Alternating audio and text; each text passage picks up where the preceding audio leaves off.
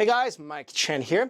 There are foods that you either love or hate, right? Like Nutella or that Vegemite stuff from down under. The same is true for Chinese foods, of course. There are Chinese foods that you either love it or you cannot stand it. So here is a list of Chinese foods that you either love or hate. 1,000-year-old eggs. In Chinese, we call this dish pidan. It's made by preserving duck, chicken, or quail eggs in clay, ash, salt, quicklime, and rice hulls for several weeks to several months. During this process, the yolk becomes a gross dark green to gray color and the egg whites turn translucent with a dark brown or black color. And this thing will not smell good. You really can't eat this dish on its own. It's usually served with other dishes and rice. It has a really creamy texture and looks completely horrifying, like an egg mummy. Bitter melon. Bitter melon looks like a cucumber and is usually stir-fried. Like the name suggests, this vegetable is incredibly bitter. But a lot of people love this vegetable for its taste and its health benefits. Personally, I hate it. Many restaurants will stir-fry the bitter melon with pork and black bean sauce. Now, I love pork and I love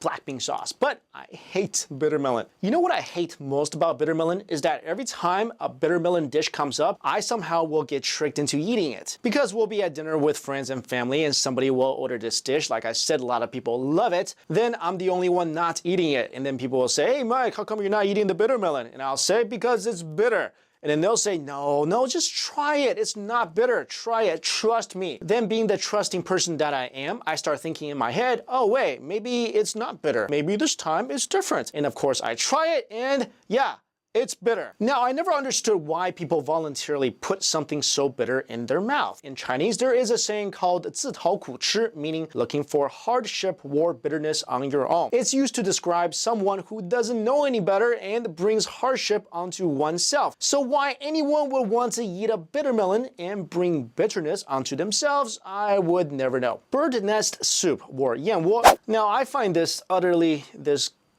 They call it bird nest soup, but in actuality, what you are eating is bird spit. This soup is made using the nest of the swiftlet, a tiny bird found throughout Southeast Asia. The swiftlet lives in dark caves and flies around like a bat. Instead of using twigs and straws, the swiftlet makes its nest from strands of its own saliva, which is gummy when it first comes out and then hardens when it's exposed to air. Now, this soup is sometimes super expensive, and a kilo can sell for as much as $10,000. And of course, it's supposed to be super good for you. I never had this and don't think I ever will. This is something that just completely icks me out. It's like I made out with a bird. Durian. Durian is often referred to as the king of fruits. I call it the king of stink because this puppy smells like someone crawled inside its shell and died. I always said that durian should be sold as a military weapon, and in times of war, the military should just drop durian on its enemies. I mean, it's basically a bowling ball covered in thorns or a mace, and if it breaks open, that thing will clear out a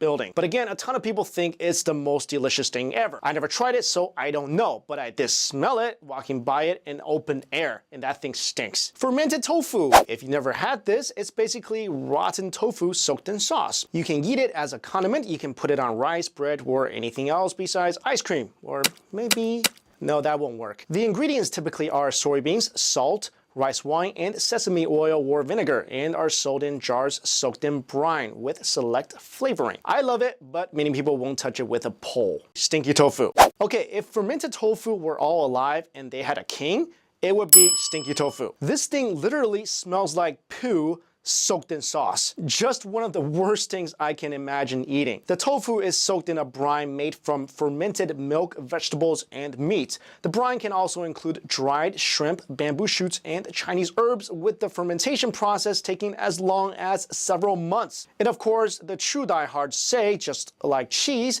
the stinkier the better. This is another dish that I never tried, and my grandpa used to eat this. And every time he ate this, I thought he was in the bathroom because that's how bad it stunk. Alright guys, let me know what kind of foods you have a love or hate relationship with. And again, please don't forget to subscribe. Check me out on Facebook. I'll see you again next time.